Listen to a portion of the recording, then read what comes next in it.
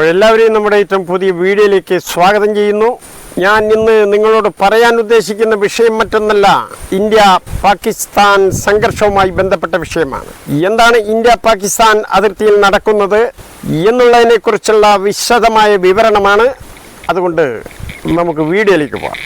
ഇന്ത്യയും പാകിസ്ഥാനും തമ്മിൽ വിഭജനത്തിന് ശേഷം ഇന്ത്യ പാകിസ്ഥാൻ എന്ന രണ്ട് രാജ്യങ്ങളായി പിരിഞ്ഞതിന് ശേഷം ഇപ്പോൾ നടക്കുന്ന യുദ്ധം എൻ്റെ ഓർമ്മ ശരിയാണെങ്കിൽ അഞ്ചാമത്തെ യുദ്ധമാണ്.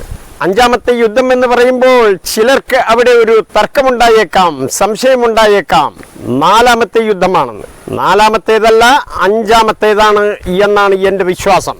3 യുദ്ധങ്ങൾക്ക് ശേഷം, ഇതിനു മുൻപ് 3 യുദ്ധങ്ങൾ നടത്തിയതിന് ശേഷം വളരെ വൈകി, ഏറെ വൈകി കാർഗിൽ യുദ്ധമുണ്ടായി. അതാണ് നാലാമത്തെ യുദ്ധം. കാർഗിൽ യുദ്ധത്തിന് ശേഷം ഇപ്പോൾ നടക്കുന്നത് അഞ്ചാമത്തെ യുദ്ധമാണ്. എന്നാൽ ദയനീയം എന്ന് പറയട്ടെ, ഒരൊറ്റ യുദ്ധത്തിൽ പോലും ചരിത്രത്തിൽ പാകിസ്ഥാൻ ഇന്ത്യയോട് വിജയം കൈവരിച്ചിട്ടില്ല എന്നുള്ളതാണ് സത്യം. അതാണ് യാഥാർത്ഥ്യം.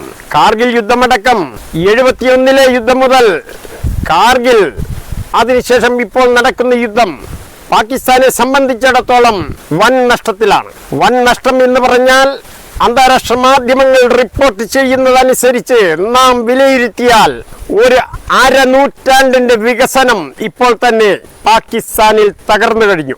ഇന്ത്യയുടെ യുദ്ധവിമാനങ്ങൾ, ഇന്ത്യയുടെ ധീരന്മാരായ യുദ്ധവിമാനത്തിന്റെ പൈലറ്റുമാർ അവിടെ പാകിസ്ഥാനെ ഒരു 50 കൊല്ലം, അരനൂറ്റാണ്ട് പിന്നോട്ടടിച്ചിരിക്കുകയാണ്. പാകിസ്ഥാന്റെ പ്രധാന കേന്ദ്രങ്ങളൊന്നും തന്നെ തകരാത്ത ഒന്നും തന്നെയില്ല. അവർ അടിയറ പറയേണ്ടി വരുമെന്നുള്ള കാര്യത്തിൽ യാതൊരു സംശയവും വേണ്ട. എന്നാൽ നമ്മുടെ രാജ്യത്തിനകത്ത് ജീവിക്കുന്ന, നമ്മുടെ രാജ്യത്തിന്റെ പാസ്പോർട്ട് കയ്യിൽ വച്ചിരിക്കുന്ന, രാജ്യത്തിന്റെ പൗരൻ എന്ന് അവകാശപ്പെടുന്ന, പൗരത്വമുള്ള ചില വ്യക്തികൾ പാകിസ്ഥാൻ യുദ്ധത്തിൽ മേൽക്കൈ എന്ന രീതിയിൽ യൂട്യൂബിൽ ചില വീഡിയോകൾ ചെയ്യുകയുണ്ടായി. വീഡിയോ ചെയ്തത് മറ്റാരുമല്ല, ഏറെ പ്രശസ്തമായ tehelka.com എന്ന് പറയുന്ന ഒരു ചാനൽ, ഡൽഹി കേന്ദ്രമായി പ്രവർത്തിക്കുന്ന ഈ ചാനലിൽ വർഷങ്ങളോളം പ്രവർത്തിച്ച് പരിചയ സമ്പത്തുള്ള എറണാകുളം ജില്ലയിലെ ആലുവ പ്രദേശത്ത് താമസിക്കുന്ന മാത്യു സാമുവേൽ എന്ന് പറയുന്ന ഒരു വ്യക്തിയാണ് ഇന്ത്യയെ കൊച്ചാക്കി സംസാരിച്ചത്. ഇന്ത്യയുടെ നിരവധി യുദ്ധവിമാനങ്ങൾ പാകിസ്ഥാൻ വ്യോമസേന അടിച്ച് തകർത്ത് താഴെയിട്ടു എന്നാണ് സാമുവേൽ പറയുന്നത്. ഇത് ശുദ്ധ അസംബന്ധമാണ്. ഇന്ത്യക്ക് ഒരു വിമാനം പോലും, ഒരു മുട്ടുസൂചി പോലും ഈ യുദ്ധത്തിൽ ഇതേവരെ നഷ്ടപ്പെട്ടിട്ടില്ല എന്ന് മാത്രമല്ല, പാകിസ്ഥാന്റെ മർമ്മപ്രധാന കേന്ദ്രങ്ങളിൽ വൻ അറ്റാക്കാണ് ഇന്ത്യയുടെ യുദ്ധവിമാനം പറപ്പിക്കുന്ന പൈലറ്റുമാർ അവിടെ കാഴ്ചവെക്കുന്നത്. ഈ പൈലറ്റുമാരിൽ പുരുഷന്മാരും സ്ത്രീകളും ഒക്കെയുണ്ട്. പുരുഷന്മാരെ വെല്ലുന്ന പ്രകടനമാണ് സ്ത്രീകളായ പൈലറ്റുമാർ ഇന്ന് പാകിസ്ഥാനിൽ നടത്തിക്കൊണ്ടിരിക്കുന്നത്. പാകിസ്ഥാൻ ഒട്ടും തന്നെ വൈകാതെ ഈ യുദ്ധത്തിൽ വെള്ളക്കൊടി ഉയർത്തി കാണിക്കും എന്നുള്ള കാര്യത്തിൽ സംശയം വേണ്ട. നമുക്ക് നിർത്താം യുദ്ധം, നമുക്ക് അവസാനിപ്പിക്കാം യുദ്ധം, സമാധാനത്തിന്റെ പാതയിലൂടെ നമുക്ക് സഞ്ചരിക്കാം എന്ന് പാകിസ്ഥാൻ ഇന്ത്യക്ക് മുന്നിൽ അടിയറ പറഞ്ഞുകൊണ്ട് വരുന്ന ദിവസം ഏതാനും മണിക്കൂറുകൾ മാത്രം അതിനുള്ളിൽ പാകിസ്ഥാൻ വരാൻ എല്ലാവിധ സാഹചര്യവും ഇന്ന് പാകിസ്ഥാനിലുണ്ട് എന്നുള്ളതാണ് യാഥാർത്ഥ്യം. ഈ യുദ്ധം തുടങ്ങുന്നതിന് മുൻപ് പാകിസ്ഥാൻ അവരുടെ ഉദ്യോഗസ്ഥന്മാർക്കിടയിൽ, പാകിസ്ഥാന്റെ ഉന്നത സൈനിക ഉദ്യോഗസ്ഥന്മാരും പാകിസ്ഥാന്റെ പ്രധാനമന്ത്രിയും ആഭ്യന്തരമന്ത്രിയും ഒക്കെ പറഞ്ഞത്, നമ്മുടെ കൂടെ ചൈനയുണ്ട്, ഉത്തര കൊറിയയുണ്ട്, റഷ്യയുണ്ട്, അങ്ങനെ നിരവധി വൻ സൈനിക ശക്തികൾ നമ്മുടെ കൂടെയുണ്ട് എന്നാണ് പറഞ്ഞത്. എന്നാൽ ഈ പറഞ്ഞ ചൈനയുമില്ല, ഉത്തര കൊറിയയുമില്ല, റഷ്യയുമില്ല, ആരും തന്നെയില്ല. പാകിസ്ഥാൻ ഒറ്റപ്പെട്ടിരിക്കുന്നു.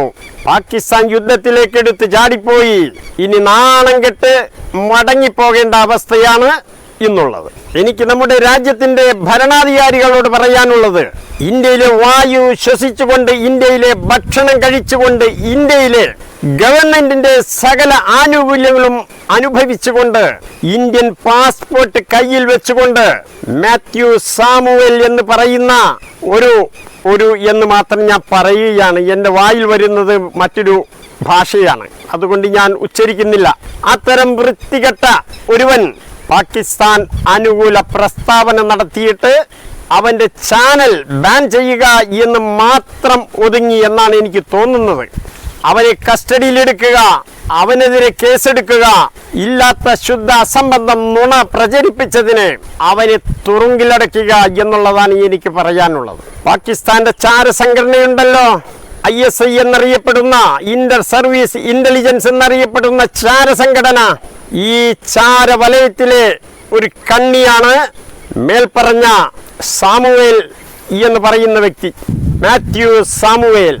അതിനെക്കുറിച്ചും കേന്ദ്ര ഗവൺമെന്റ്, കേന്ദ്ര ആഭ്യന്തര വകുപ്പ് മാത്യു സാമുവേലിന്റെ ISI ബന്ധം എത്രത്തോളമുണ്ട്, എവിടം വരെയുണ്ട് എന്നുള്ള കാര്യത്തിൽ ഒരു പരിശോധന നടത്തേണ്ടതാണ്. യാതൊരു കാരണവശാലും ഇന്ത്യയിലെ ഉപ്പും ചോറും തിന്നുകൊണ്ട് കിടക്കുന്ന ഒരു ഇന്ത്യൻ പൗരൻ ഇത്തരത്തിൽ പാകിസ്ഥാൻ അനുകൂല പ്രസ്താവന നടത്തിയിട്ട് യാതൊരു നടപടിയുമില്ലെങ്കിൽ ഇനിയും മാത്യു സാമുവേൽമാർ അനേകം മുളച്ചു പൊന്തും, കൂണ് മുളച്ചു പൊന്തുന്നത് പോലെ. അത്തരക്കാരെ തുടക്കത്തിൽ നുള്ളിക്കളഞ്ഞില്ലെങ്കിൽ ഇത്തരക്കാർ രാജ്യത്തിന് ഒരു മാറാ രോഗമായി തീരുമെന്നുള്ള കാര്യത്തിൽ യാതൊരു സംശയവും വേണ്ട. മാത്യു സാമുവേലിനെ അബദ്ധം പറ്റി എന്ന് പറയാൻ പറ്റില്ല. കാരണം ഇന്നലെ ഒരു യൂട്യൂബ് ചാനൽ തുടങ്ങി ഇന്നു മുതൽ മാധ്യമ പ്രവർത്തനം തുടങ്ങിയ വ്യക്തിയല്ല മാത്യു സാമുവേൽ. ഡൽഹി കേന്ദ്രമാക്കി പ്രവർത്തിക്കുന്ന tehelka.com എന്ന് പറയുന്ന അതിപ്രശസ്തമായ ചാനലിലെ വർഷങ്ങളോളം നീണ്ടുനിന്ന ഒരു മാധ്യമ പ്രവർത്തകനാണ് മാത്യു സാമുവേൽ. അദ്ദേഹത്തിന് നാക്കുപിഴ വരാൻ സാധ്യതയില്ല. അദ്ദേഹം പാകിസ്ഥാൻ ചാരൻ തന്നെയാണ് എന്നാണ് എൻ്റെ അഭിപ്രായം. അതുകൊണ്ട് എനിക്ക് മോഡിയോടും അമിത്ഷായോടും പറയാൻ മറ്റൊരു കാര്യമുണ്ട്. എൻ്റെ രാജ്യത്തിന് വേണ്ടി എനിക്ക് എന്തെങ്കിലും ചെയ്താൽ കൊള്ളാമെന്നുണ്ട്. അതുകൊണ്ട് ഞാനും എൻ്റെ മക്കളും എൻ്റെ ഭാര്യയും ഈ യുദ്ധത്തിൽ പാകിസ്ഥാനിൽ ചാവേറാകാൻ ഞങ്ങൾ തയ്യാറാണ്. ഞങ്ങളെ അതിന് പരിഗണിക്കണം എന്നാണ് എനിക്ക് മോഡിയോടും അമിത്ഷായോടും പറയാനുള്ളത്.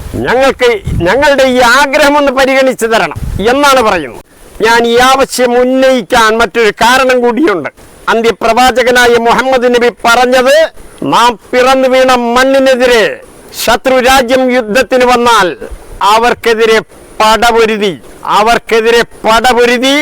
വിജയം കൈവരിച്ചാലും ഇല്ലെങ്കിലും അവർക്കെതിരെ പോരാട്ടം നടത്തിയാൽ നിങ്ങൾ സ്വർഗത്തിന്റെ പരമോന്നത സ്ഥാനത്താണ്. നിങ്ങൾ പോരാടുന്നത് മുഹമ്മദ് എന്ന പ്രവാചകനായ ഈ ഞാൻ നിങ്ങളുടെ രാജ്യത്തിനെതിരെ തിരിഞ്ഞു വന്നാലും ശരി, നിങ്ങൾ എനിക്ക് നേരെ തന്നെ പടവാളോങ്ങണം. നിങ്ങളെ അള്ളാഹു സ്വർഗത്തിൽ പ്രവേശിക്കും. എനിക്കും എൻ്റെ കുടുംബത്തിനും ആ സ്വർഗത്തിൽ പ്രവേശിക്കാൻ ആഗ്രഹമുണ്ട്. അതുകൊണ്ട് മോഡിയും അമിത്ഷായും അടങ്ങുന്ന രാജ്യത്തിന്റെ കാവൽക്കാർ ഞങ്ങളുടെ ഈ ആഗ്രഹം ഒന്ന് സഫലീകരിച്ച് തരണം എന്ന് മാത്രം പറഞ്ഞുകൊണ്ട് തൽക്കാലം നിർത്തുന്നു. അടുത്ത വീഡിയോയിൽ ഇതിനേക്കാൾ കൂടുതൽ അപ്ഡേഷൻസുമായി ഞാൻ വരുന്നതാണ്. അതുകൊണ്ട് ഞാൻ തൽക്കാലം നിർത്തുന്നു. എന്നെ ശ്രമിച്ച എല്ലാവർക്കും എൻ്റെ വലിയൊരു സലാം.